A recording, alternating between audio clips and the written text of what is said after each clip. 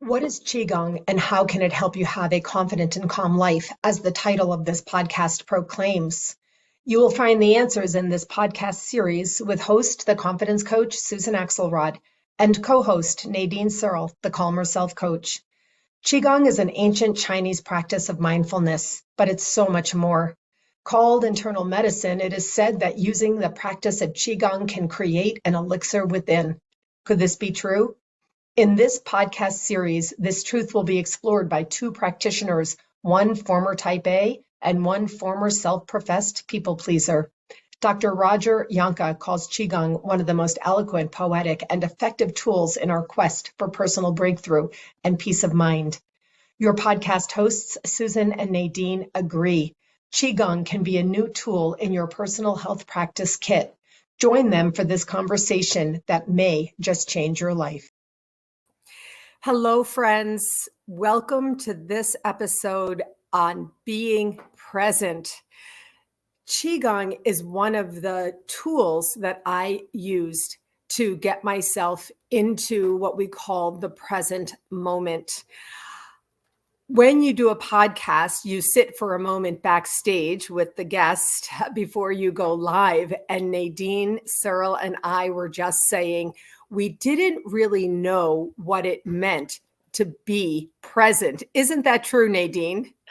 Yes, exactly. I confessed to you, no surprise to you, of course, that it took me years to know what that meant. People always said to me, oh, be in the moment, just be in the now. That kind of, people hear it all the time. I didn't know what that meant. I didn't know how to do it. It took me a long time to learn. I'm glad to say that you and I both teach people how to do this. It doesn't need to take a long time.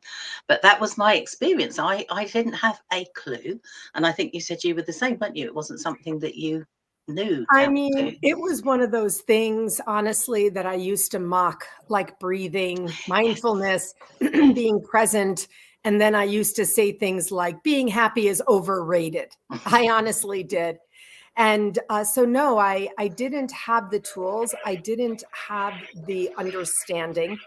And it really, and I suffered because of it, I believe. Yeah.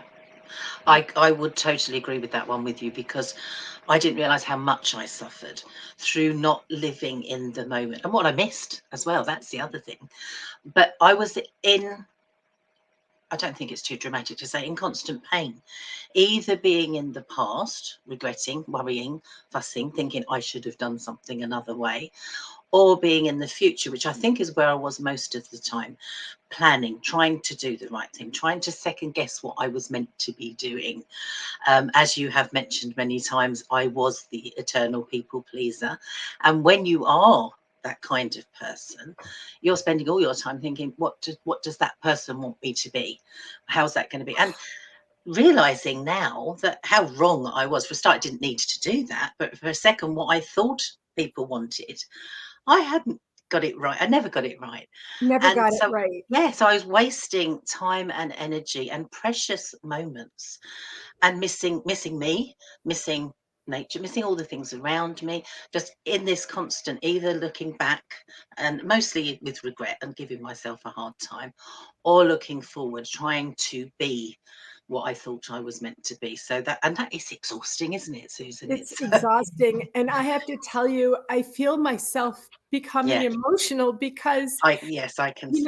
when you just said losing precious moments of the present, I could feel the energy of the wishing and wanting and yearning for certain things to to already be here, to look to the future.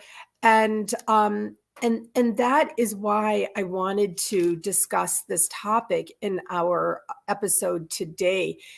Nadine and I, we're just connected on a soul level. And so when you just talked about you're always in the past or always in the present, I want to say that I have experienced a recent loss, which is keeping me in the past a little bit. I know that you are experiencing experiencing a health concern, which may have you being in the future a little bit, like worrying and wondering and wondering and wondering. And for me, thinking and thinking, and, you know, you could feel the energy getting denser and denser when, you know, for me, I'll speak for myself, you know, I'm going to the past. It's not a bad thing. You know, I'm working on emotional processing, and this is relevant for every person because most of us experience loss or grief or trauma or unrealized trauma, or other things that come to us that we worry about into the future. And so it's really Qigong. As I've said many times in our podcast conversations, I didn't know that what I was practicing was Qigong until I started learning about Qigong. And then I said, wow, my therapist and others, mentors, guides, teachers, authors, have been teaching me this for many years. And that's why I wanted to have this discussion today. So Nadine, let's just take a breath.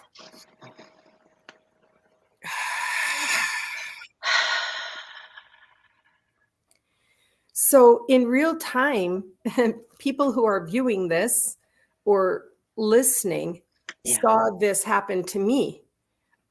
Even when you were speaking, I can feel, you know, the emotion rising.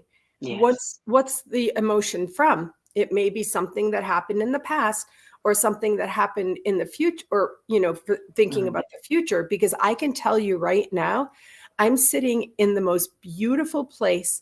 I have this beautiful fire behind me. I'm with my dear soul sister in this moment. And you and I together are speaking out words, creating and emitting deeply loving, energetic, you know, ideas. And this is where we are in this present. Do you know what I'm saying? Yes. And I feel that that is something that is really, you know, because we are across the miles, you know, it's that kind of magic thing that works in our world, doesn't it? And the connection that we have, and exactly like you said, and it was obvious to see for people that are watching this, when I was speaking, I was getting chills. I don't know if that was obvious to see. I got chills. You were getting emotion. This is the connection. And isn't that a wonderful example of being in the present moment? And how I feel that we can support each other to do that, because sometimes it's difficult to do it on your own. Sometimes it is difficult to do it without a practice, maybe. And the Qigong practice is something that really helps you, isn't it? So it's a blessing for me to have that practice in my daily life. And I know it's something that you're doing, you're teaching people as well. It's something that you put into your whole wonderful way of helping people.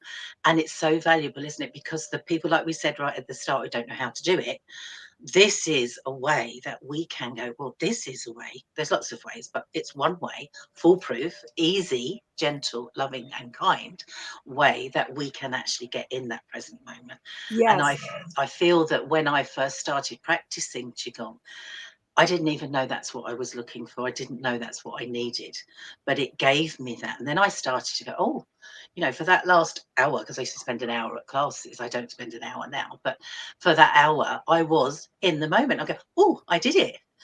Did it without realizing. That's lovely, isn't it? And that's what you're teaching people, isn't it? So that's beautiful. It's so good. All of this is so good, you know. Yes, Dr. Roger Jahnke, who heads the Institute for Qigong and Tai Chi, which is where I'm working on training, getting my training and certifications. He talks about opening your hands up, putting them in front of you, opening your hands up, and imagining and placing the past in one hand and the future in another hand. And when you then bring your hands together like this and place them into your heart center, right? Your heart center here, your heart brain, as it's called, all the past drops away here and all the future drops away here. And then we are mindfully present. So one of the things that I've learned about Qigong is you don't have to be the top master No. of Qigong. You don't have to know the most. You really hardly need to know anything, which is why what you and I are doing in this podcast series is talking about the idea of how Qigong can support your life. We're teaching basics like this basic that I just did before. When I got emotional, I honestly cried. I would have cried full on if I didn't say, oh my gosh, we need to take a breath and we need to calm down and settle and settle.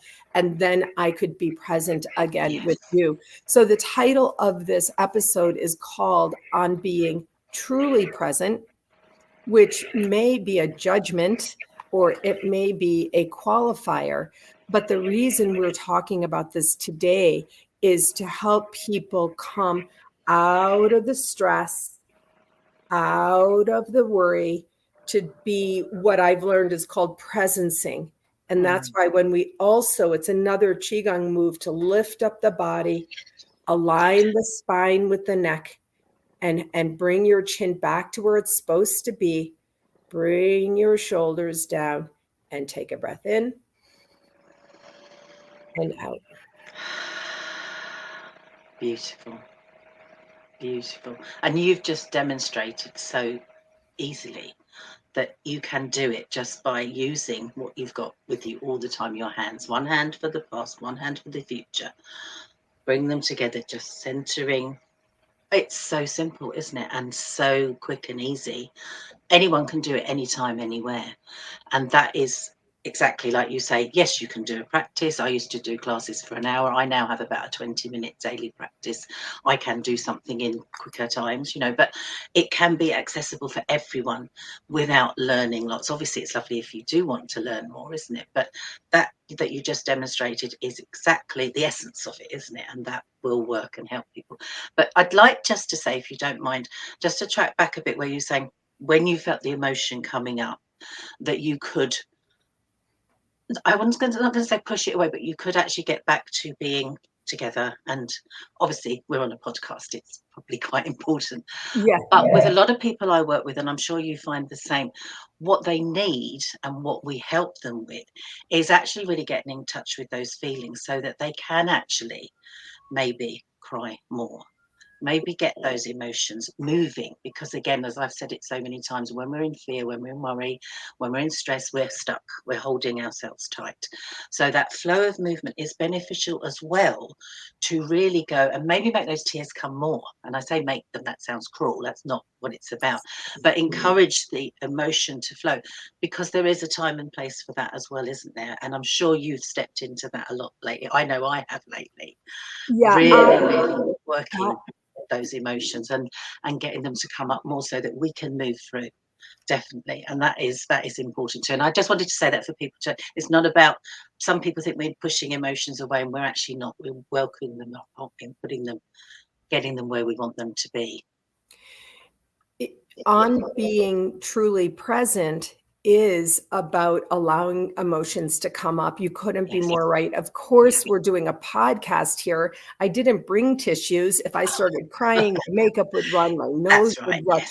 So in this moment, I did really feel a need to bring myself back. But I have been giving intentionally, lovingly, giving myself time and space to allow all the emotion to come up, to do the emotional processing. I'm working with Cornelia Stephanie, who is a master in helping teach and support through the type of emotional processing. So while you and I also do this with others, we also need the support. For me, in my grief and trauma of a recent loss, why wouldn't I access that? So Nadine, I'm so lucky and blessed to live near Sedona, Arizona, and I spend a lot of time hiking in the trails and just sitting there and allowing the tears to flow. And I do, that is absolutely so important. It's an interesting piece of our conversation about, the emotion and what's underlying it. And we're talking about emotional processing through the emotions. That's what you brought up. Yeah. But oftentimes emotions stem from the past or worry about the future. Yes. And so there's some kind of magic around being truly present. One of the ways that I learned, as you said, I didn't know it at all. I didn't know what it meant. I didn't know how to do it. I didn't know, anything about it. And one of the tools that supported me over 20 years was learning of the power of visuals, Nadine. Yeah. So in the day before my personal enlightenment and transformation journey, I knew about crystals. I knew about numerology. I knew about color psychology. I knew about all the things, I knew about witchery. They called them witches because people didn't understand how, and, but in part of my own journey, I've used visuals. This is one of the tools that I wanted to share today to come to presence. So when it happens to be a full moon, and I had to take my dog out this morning at 6 to be ready for our conversation. And I saw with my eyes, right? You see with your eyes and also your brain, if you're lucky and blessed to have your vision. Yeah. I saw the moon, and the morning moon, full. Today is the day. And I came to present, Nadine. Yes. I came to present, and I stood in the glow of the full moon. And that was enough to really come to the present and be looking up. And this is what I do when I see a piece of rose quartz. Rose quartz is a light pink color stone, and traditionally it symbolizes love. Yeah. Yeah. So I no longer have to say, well, is that true? Is it not true? Is it true? No. Because I use it as a visual to say, I know what this is, and I know what some say it represents. And therefore, to me, it represents that in that moment. It happened. Somebody, a friend of my husband's, butt dialed me the other day. And my husband passed away recently, but I used the opportunity. I was hello, hello, hello. And then I realized what it was. And I chose to believe this is a moment that I get to think about my husband. Yes, yeah, and I believe those kind of things too. When you have like the mistaken number dial you, there's a reason for that, isn't there? And that happened for a reason. So you can go with that because you do trust, and you have that. You don't need to understand it, or you don't need to know why. It's going with the flow, I call it. And you're absolutely right. The moon is there. I'm going to do my full moon rituals later on and that kind of thing. And I love it. And it's that kind of, again, just remembering that nature is there for us all the time, isn't it? You're okay there. Nature's there all the time. So to look up, some people don't look up. I never used to look up when I lived in the city, and I didn't look up. But, oh, there's the moon. How beautiful. Morning and night, we can see the moon at different times, can't we? And just to tune in. And the way I feel about the full moon, as it is that day in Leo, which is brilliant, is that she's there. She's a she. The moon is a she to me. She's there with her magnetism to take away what I am ready to release. So I don't even think of those many words, and that's not even many words, but I just go, there's the moon. Off you go. Take. I'm giving it to you. And then I get a little song in my head. I won't sing it because that's not the best thing to do. But there is that, this is the thing. And exactly like you said, it doesn't have to take long. It's trusting. It's not, I don't have to really understand it. It's a feeling. And it's just, and how much support we have. Like you say, we get supported by fellow therapists, people that we know. We have the support for ourselves. We support other people. But nature always is supporting us if we only see, if we only let it, if we only trust.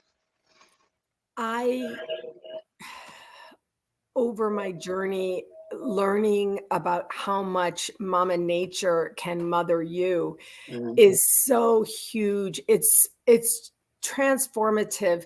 so many people have mother issues, Nadine, mother concerns. Yes, I'm a yes. coach for women in the second half of life, and even Yeah. women, who are well into their 60s, 70s, 80s, they still have problems with their mother. And I was lucky and blessed to have a wonderful mother and a wonderful relationship. Still, in all, she wasn't perfect, Nadine. So I do often invoke Mama Nature when I'm out there. I often write about this, and I often speak about this. Most people in the whole world will never have the blessing of being able to go to Sedona, as I never imagined that I would in my former life. But still in all, exactly like you just said, even in a city, you can step out, Yeah. you can look up, and you can see what we in Qigong call the boundless sky. And this is another tool that I've learned. Again, I learned it in different ways, using different language, having a different feel and a different sense. But in Qigong, we imagine ourselves to be present. We did the lifting just Yes. before I felt myself going down like this again. The We lift. lifting, the opening. This is called body movement. Any kind of body movement is good. I'm going to talk about dancing in a second, Nadine. And then we lift up, we open up, we come to mind focus. It's called mind focus. Yeah. We create the thoughts that we want to think. We create the thoughts that soothe us. We can create the thoughts that can help us feel better. Yes. And then we come to breath awareness. We take a breath. All of that can happen in a few seconds time. Yes. Yeah. To bring you to the present.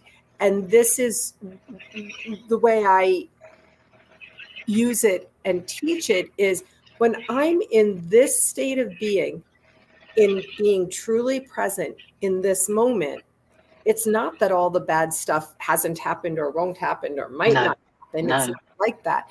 It's about being in a good state of well-being, as I call it, or state of mind, and then going into the next moment in that better state of mind. Yes, exactly. And that's really where it is, isn't it? Yes, it so is, isn't it? And it's choosing. I always go on about choice. It's your choice.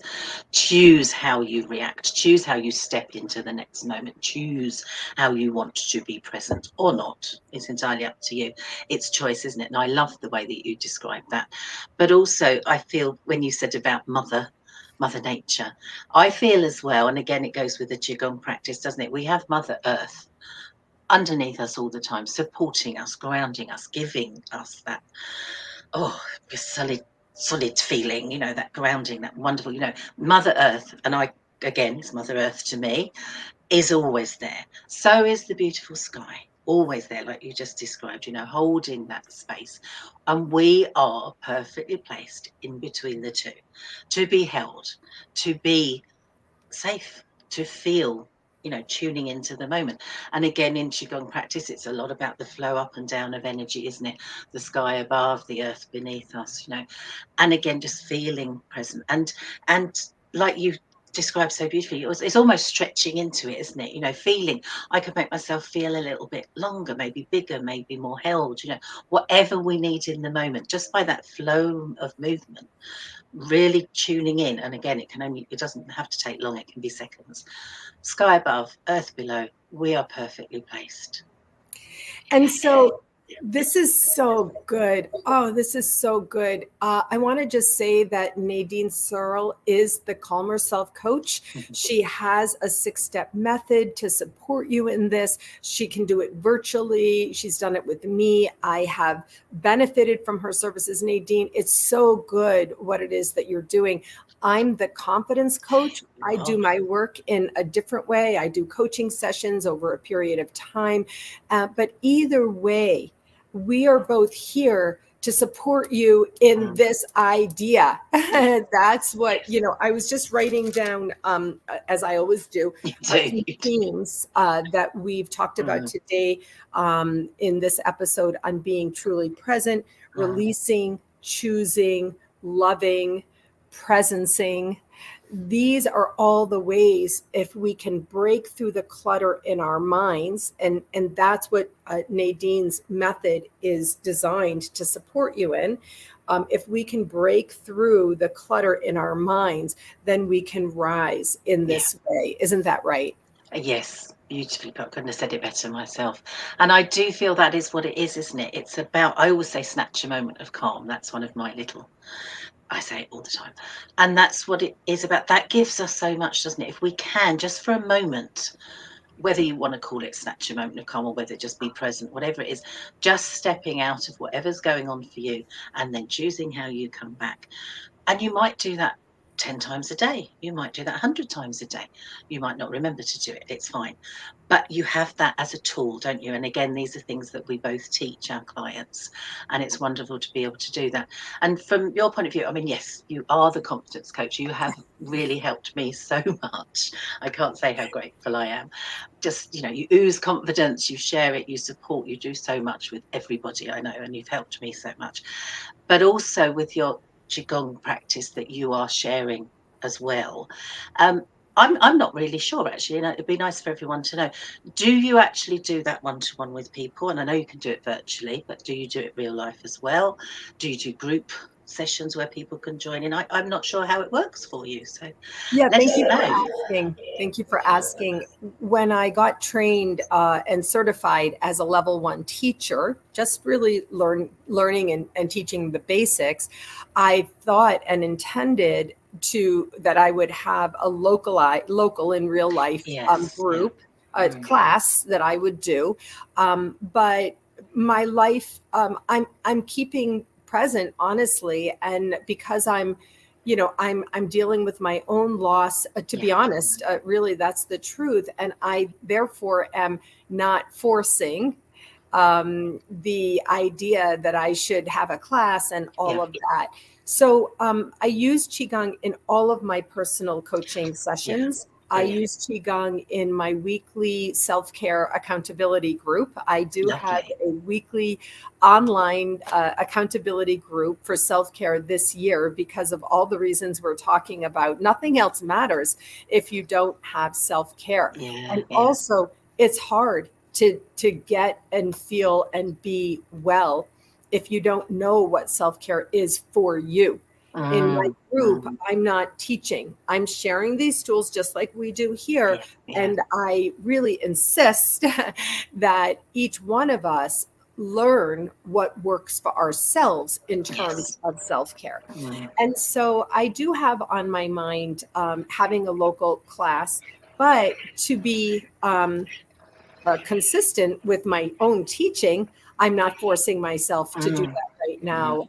I do offer, and I do this. I do one-to-one virtual Qigong by phone.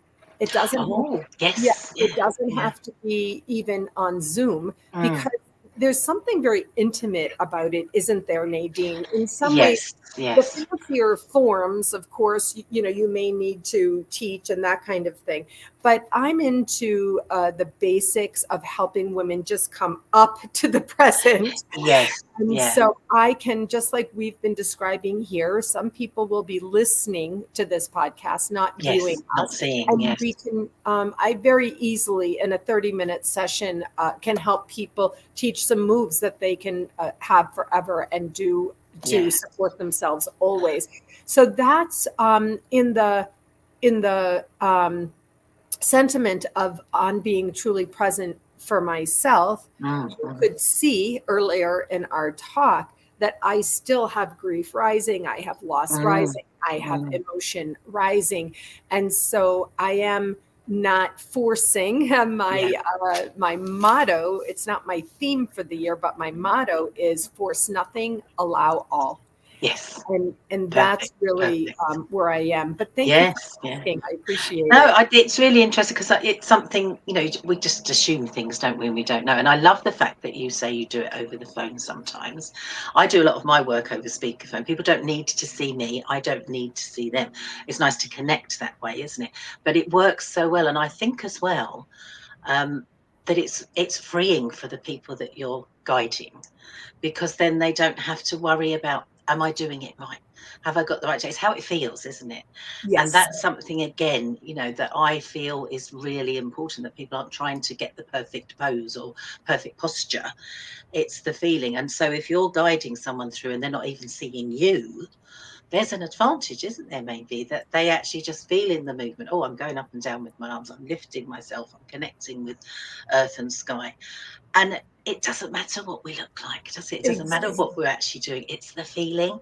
So I love that you do it in that way as well. And probably it's really helpful for people. It's really helpful. My clients absolutely love it. And it's good for me as well. Nadine, we have come to the end of our time. I I know. know it's hard to keep these contained to 30 minutes, but our desire, our deepest desire is for our listeners and our viewers to be introduced to the basics and to understand that there are things that you can do to be truly present. In our next episode, we are going to talk about the dreaded word goals and how Qigong can actually help you accomplish and achieve your goals. So for those who are interested, we'll be starting that soon. Of course, our podcasts are on both of our YouTube channels, and we'll put those in the podcast notes for you. Nadine, wow. Yes, it's always wow, isn't it? It's always wow. It's just magic when we speak together, isn't it? I love it so much. Thank you for inviting me to do this with you. Thank you. Yeah. I'll see you soon, Nadine. Can't wait for our next conversation. Bye-bye.